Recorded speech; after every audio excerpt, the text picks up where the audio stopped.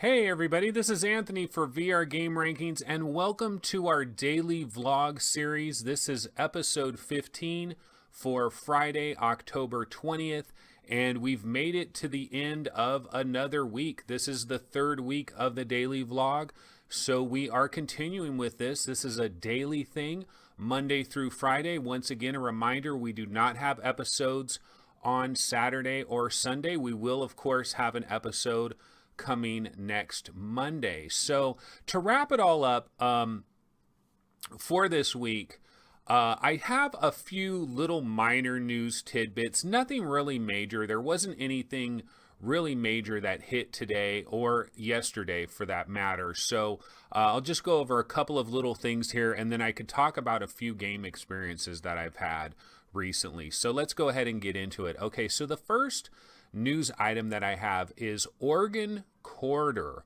released yesterday, and this game, the normal price for Organ Quarter is $24.99, $25, but it does have an introductory launch price, 20% off, which takes it to $19.99. So this game became available yesterday. Now I will say that I played the pre-alpha demo for Organ Quarter. Me and Gary talked about this on one of the more recent VR Roundtable episodes, and we liked the demo. We both liked the demo. The graphics were really old school style graphics, but this was the pre-alpha demo, and supposedly the final version of the game has much improved graphics over what we experienced.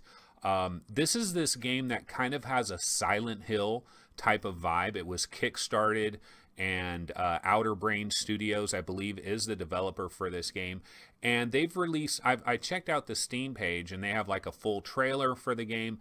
It looks really interesting. It looks like it has a lot of stuff going on in it. Now, am I going to run out there and buy this game myself? No, I'm not. And the reason why is I have so many horror games, okay? And so many horror games that I haven't finished. So many horror games that I still need to go back and keep playing these games. And so Organ Quarter, for me, it's kind of just a bad timing type of thing. This is a very busy week. There's so many games that are coming out, especially when you look at PlayStation VR as well, and games that are coming out for that platform, and then all the games coming out for PC VR. Remember, we already had Heart of the Emberstone, the Gallery Episode 2, Heart of the Emberstone this week. We had the Talos Principle VR this week, Gran Turismo Sport on PlayStation VR this week. So a lot of stuff. And last week we had a lot of big games. Megaton Rainfall for PlayStation VR this week as well. So just a lot of games, being hammered by a lot of games. And Organ Quarter, it looks like a cool game. And if you are a hardcore Silent Hill fan, and if you need another horror game, this might not be a bad option at all. Now, if you're going in there and you're expecting like super high-end graphics, you might be a little disappointed. Now, I know that the graphics supposedly are improved over that pre-alpha demo, but I don't think they've been improved by leaps and bounds. So it's still probably relatively not the greatest graphics, but the enemy designs are very creepy. They're very disturbing. They have that Silent Hill flavor, so that is cool. So Organ Quarter is available if you need another horror game.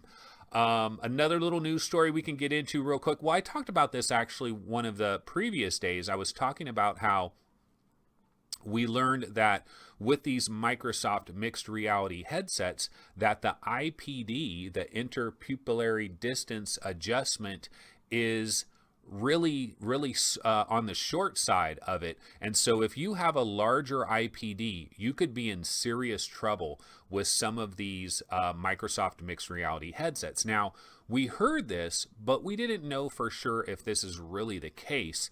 But there have been reports from folks on Reddit that are saying, you know what, yes, this is the case. In fact, I'm going to go ahead and read a comment that I read on Reddit.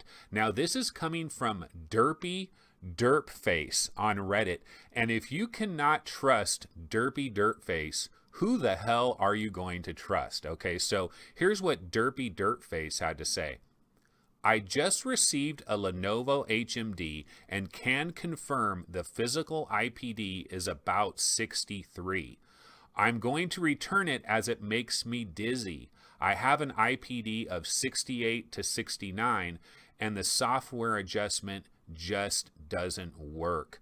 Okay, so this is Derpy Dirtface, and he's saying, look, I've got an IPD 68, 69 in that range, and I can't get this to look right. Now, it does have a software-based IPD adjustment. That's the same thing as Sony PlayStation VR.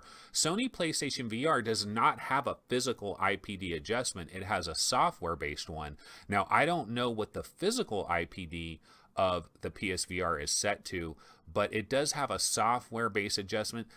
Honestly, the software-based adjustments, they just don't work that good. We really need to have these physical adjustments for the IPD. We really need to be able to dial it in properly, and this is tremendously disappointing. Now, myself personally, I've already said it. I went to an optometrist.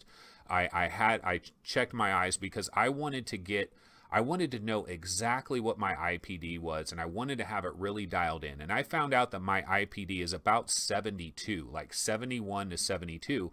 So that kind of makes me think that these mixed reality headsets just wouldn't work for me at all. Now, the Samsung Odyssey does have a physical IPD adjustment, so that might be the only one that I could really mess with. I still haven't talked to Steve about this. I don't know what his IPD is. Today is Friday, October 20th. I believe we're going to be recording the next episode of VR Roundtable tomorrow, either tomorrow or Sunday. And so I'm going to talk to Steve about that when we get together and record that episode. I'm sure he's going to be talking about the mixed reality, his trial with the mixed reality headsets, his first take on the mixed reality headsets. So I'm definitely going to bring up this IPD situation to him. Of course, his IPD could be 64, 65, something like that, and maybe he's not noticing any problems there. But that would be a major problem for me. So, we got a live report from Derpy Dirtface, and once again, if you can't trust somebody with a name like that, I don't know who you can possibly trust. Okay, another tiny little tidbit. This is more of a public service announcement. Dirt Rally. If you have an Oculus Rift or you have an HTC Vive and you've been interested in Dirt Rally for the VR mode, but you've never hopped on that bandwagon because the price of the game was a little on the pricey side, well, there is an 80% discount right now. You can grab Dirt Rally for $11.99, so $12 can get you Dirt Rally. I've played Dirt Rally on PlayStation VR, and that was one of the most hyped PlayStation VR games for quite some time. It was always ranking super, super high. This was more early 2017 when Dirt Rally came out for PlayStation VR. And you know what it is about that game? The thing about that game that really helps it from a VR standpoint is, okay, so you're driving along the track, and it's all 3D, and that's great. And all of the VR racing games gives you that 3D feeling of driving down the track. But where Dirt Rally, I think the thing that separates Dirt Rally from a lot of these other games in terms of how well it uses VR is the roadside geometry, like houses and barns, things that are on the outside perimeter of the track really have a 3D feel to them. People that are standing on the sides of the road that are watching you, they have a 3D feel for them. And there's something about it, like the detail is not that great. You're going by pretty quickly. You don't have a lot of time to look at that stuff over there. But it has a 3D feel to it, where in a lot of these other games, the stuff that's on the side is almost like cardboard, like it's almost fake, like when you go to one of those old West towns where they make it look like a town, but you look behind it and it's all cardboard. That's kind of what it is in a lot of these racing games. And Dirt Rally, it's like the geometry goes out there, and the geometry is there. It's not just a background. And I think what that does is it just buys you into the experience more. So I think that's one of the reasons Dirt Rally has been so popular for VR players. Now, I couldn't get into it that much because all the bouncing around of the camera and stuff, and then if you went off-road, like if you crashed, it would do this blinder thing, but I still got a little bit of that motion sickness factor, so I kind of didn't really get into Dirt Rally as much as a lot of other people do, but it is 80% off. It's only $12. That's a pretty decent deal. Okay, Blade Runner 2049 Memory Lab. So this was supposed to be a free experience that was coming to the Oculus Rift yesterday. Well, it was supposed to come yesterday on October 19th. Unfortunately, this experience has been delayed until next week. Now, we don't know exactly when next week this experience is going to come out, but every once in a while, we tend to get these experiences based on movies. We had the Ghost in the Shell experience. There's been different experiences like this where it's a little VR thing that you can go into and you can kind of screw around and get a feel for it. And Blade Runner, this is kind of exciting. I definitely want to check this out. I've heard some good things about this. I was looking forward to it yesterday and I was like, hey, wasn't there supposed to be some Blade Runner thing? And it didn't show up. And then we find out that it is basically being delayed for 1 week. Supposedly the developers tweeted out that they're trying to dial it in a little bit better for lower end systems, which is good for me. You know, remember I got my 970 here, so hopefully it'll work a little bit better for me when that experience does hit next week. And I am looking forward to this Blade Runner experience. I still haven't gone out and checked out the movie yet. I wonder what the Rotten Tomatoes score is for this new Blade Runner movie. But it does look pretty cool. I've seen the previews and stuff. I probably would like to check that movie out in theaters to get that full theater experience. Okay, this is kind of the last little news story we have. And again, like I'm saying, not big news today. We don't have a lot of big news going on. But I found this on the PSVR subreddit. So somebody has noticed that Doom VFR for PlayStation VR does appear that it is going to have a special mode that will support the PlayStation VR aim controller. Okay, so they found this on some website where it's kind of detailing that PlayStation VR or PlayStation 4 camera is required, a DualShock 4 controller supported, 2 Move controllers potentially supported, you know, kind of listing all the requirements and stuff or what's included. And it mentioned enhanced play with 1 PSVR aim controller. So apparently Doom VFR is going to support the aim controller, which a lot of people are going to be excited about that, because the aim controller, what it allows you to do, it has that thumbstick that's on there so that you can basically do full go anywhere type of locomotion, because it's right there on the gun, and then you're holding the gun and you get the vibration and all of that. The only question I have with this is when it comes to these aim controllers and everybody's asking for aim support in this game and aim support in that game, it all makes sense to me if you're using a shotgun, if you're using a machine gun, anything that you would hold with 2 hands. But if any part of the game you're using like individual pistols and you have your hands separate, to me it seems like there would be a problem there. I always thought that this PSVR aim controller, I thought it would have been cool if the gun had the option of like detaching and breaking into 2 pieces, and you could almost use it in 2 handgun mode and then snap it back together. That would be super cool. It would be very complicated for them to design it like that. Probably would make it way more expensive because you'd have to put rumble in both parts of it, and it would probably be and then you have to track both parts of it, so they would have to have lights on both parts of it. So it would be pretty difficult for that to all work. But I don't know, I'm just kind of wondering, like, how does it work when in the game you have a pistol but you want to use the PSVR aim controller? It just seems kind of weird to me. Or maybe what the developers do is they just override that and they don't give you the option for the pistol, so that you don't get that that situation where it just doesn't make sense. So we'll have to see what happens there. But for people that own the PlayStation VR Move controller, I mean the aim controller, this is good news, because you obviously want games that will take advantage of that accessory. We had Farpoint, of course, and then now this could be another big game that could take advantage of that. I believe Dick Wilde uses the PSVR aim controller. I think Brookhaven added a patch for the PSVR aim controller. So there are a few games out there that have added support for that. And it appears Doom VFR will be another one. But this is not official. This is just something someone noticed on a website. And so we'll have to see how that works. Okay, so I'm at the halfway point right now. of my 30 minutes. And so I wanted to get into raw data a little bit. I've promised this for a couple of days now. Again, I know that you guys out there are probably mostly Oculus Rift and HTC Vive players. But we could have some PlayStation VR players out there, or you might just want to be curious, like I was, about how raw data made the translation from PC VR over to PlayStation VR, because we're seeing this happen with so many games. So many of the PC VR games are being ported over to PlayStation VR, and we also have PlayStation VR games that get ported over to PC VR. So there's a lot of cross-pollination that is going on here. For example, Headmaster came over to PC VR. Res Infinite came over to PC VR. So Super Hypercube was supposed to come over to PC VR. I don't know if that ever did, but a lot of PlayStation VR games are coming over to PC VR and vice versa.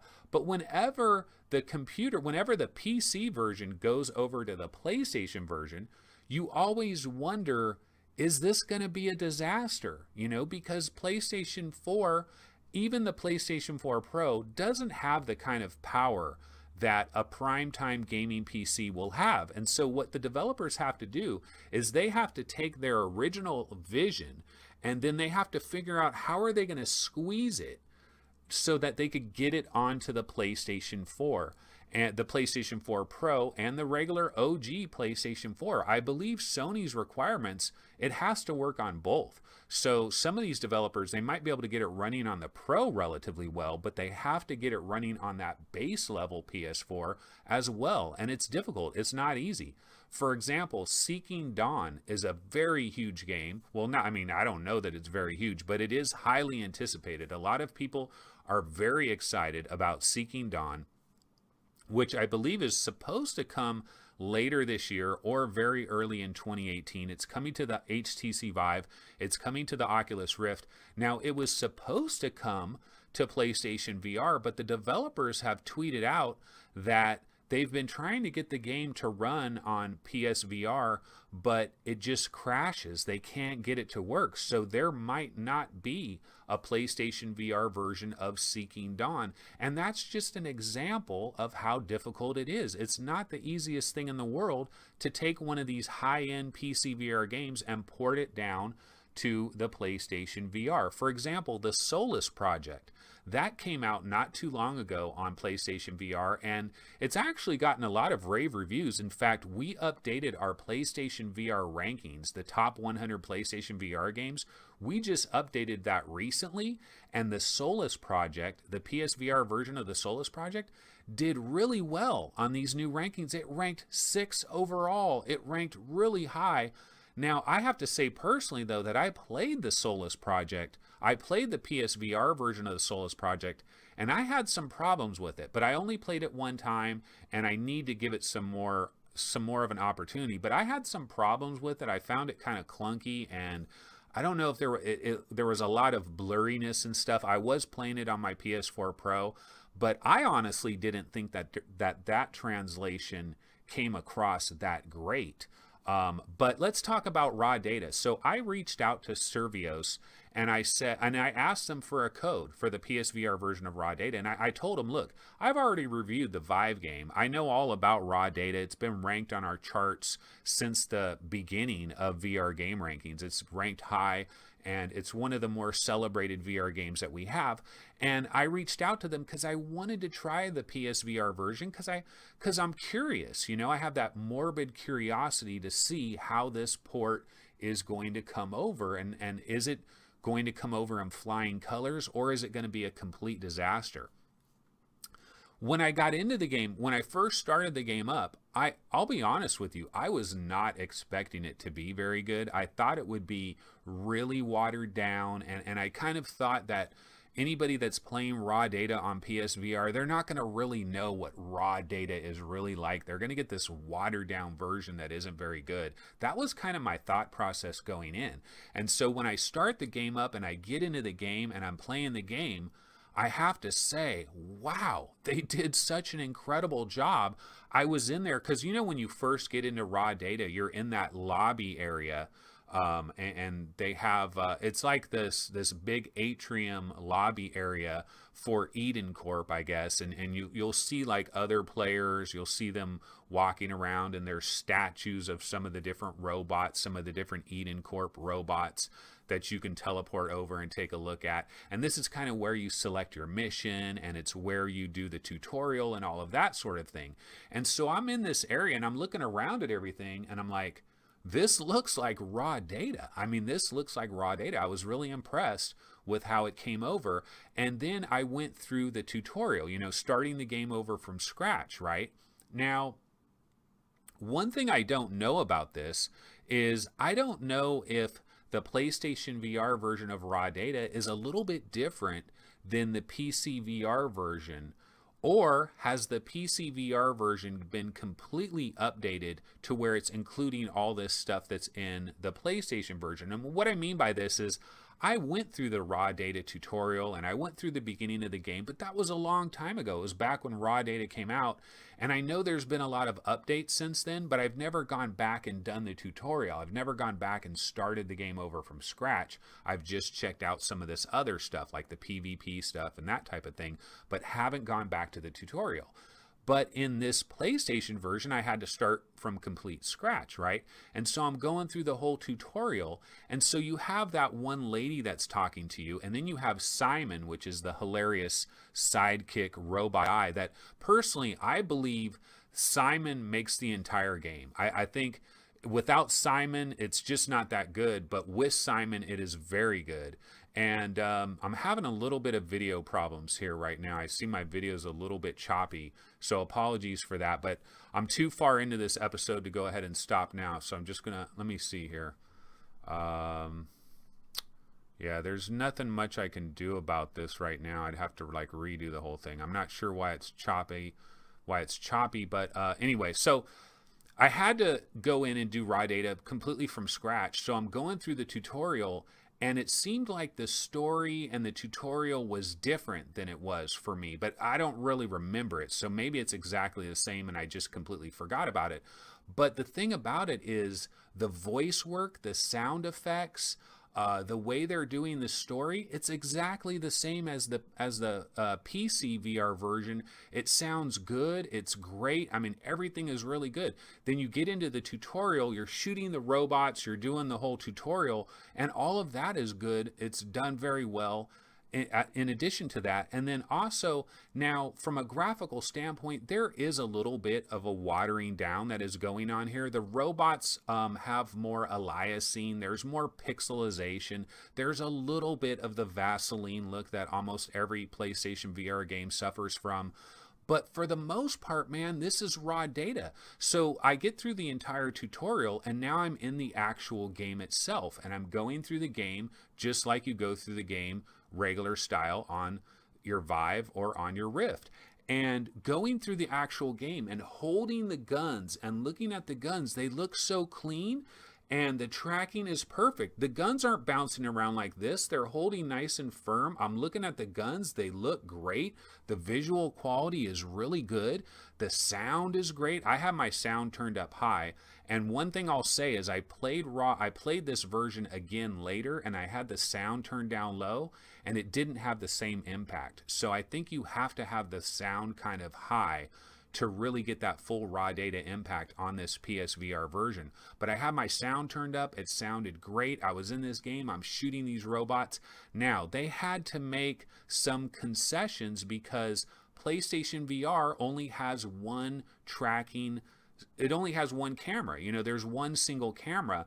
And when you have the Rift, there's at least two cameras, or you could have 3 or 4. And then when you have the Vive, obviously you have lighthouses and you have room scale. So with only one camera, what Survios had to do here is they give you the square. They give you that square that you have in the PC VR version of raw data, and they have a triangle on one end of the square that lets you know that's where your camera is. And so you can always kind of know where your camera is if you get turned around the wrong way. Now, what they do in terms of being able to move around in this world is on your PlayStation Move controller. I believe it's the right controller, the X button, one of the little buttons on the left side, the little button on the left side. I think it's X. You hit that button, and what that does is it spins you around about 80 degrees. Okay, so you can hit that button like 3 times and you spin all the way around, or I don't know how many times it is, but basically it spins you around. So if you're not looking in the right direction, you just hit that X button, you spin around a couple of times. It doesn't make you sick, it doesn't cause any nausea, it works perfectly fine. And yeah, it's a little bit hamstrung. I mean, you don't have that full room scale, but it didn't take me very long. I learned how to manipulate it perfectly fine. I'm teleporting around, I'm spinning my view, I'm shooting these guys, and I'm telling you, I was in there. I was in the first couple of levels of this game, and I really noticed hardly any difference. And that's what I found so amazing is I was playing raw data. You know, somebody could play that full thing and they get the full raw data experience, even though it has been squeezed onto a PS4 system. Now, will you notice some of the downgrades? You will. Explosions especially. I think the explosions definitely, like when something explodes, when one of the robots explodes or there's fire, you notice that it looks kind of pixely, it looks kind of blocky, and it's not a very impressive explosion. And then the robots themselves, you know, they probably have a few less polygons on them, but they did an admirable job. And one of the things that I understand about this is there hasn't even been a PS4 Pro patch. This is supposedly just the regular, I'm playing it on a Pro, but the way I understand it, there has not been a Pro patch. So it might even look better when they finally have a Pro patch. But I was playing through the whole thing. I was shooting robots, I was teleporting everywhere, and it played great. I had a great time with it, and I want to play more of it. And it's just a cool thing that PSVR gamers can get that experience without needing to pay all this money for a Vive or a Rift, and they can get like 85-90% of that raw data experience, and I think that's incredible. So I lots of respect to Survios. They could have done like a half-assed job and gotten away with it, but they didn't. They obviously spent a lot of time working on that PSVR version, trying to make it as good as possible, and I think they did a bang-up job. So that's raw data on PSVR. So we're at the, we don't have a lot of time left, but I did want to get into Heart of the Emberstone. Now, Talos Principle, I did not get back into it yesterday. I wanted to get back into it. I wanted to change some settings and see if I could get back into Talos Principle. Didn't get a chance to do that, but I did get a chance to play Heart of the Emberstone. Now, I will say, however, that I'm only in the very beginning sections of Heart of the Emberstone. I didn't get that much time in it. But what I will say is, oh my God, these fools killed it. Cloudgate Games killed it from what I've seen so far. I mean, I'm very early on, but graphically, they brought it. You know, you feel like you're in this place. The graphics are great. I've got a 970. This thing is running extremely well. I'm having no problems with anything as far as performance issues. The graphics are amazing. And one of the things that really blew me away with Heart of the Emberstone is you'll encounter situations where you have to open various doors.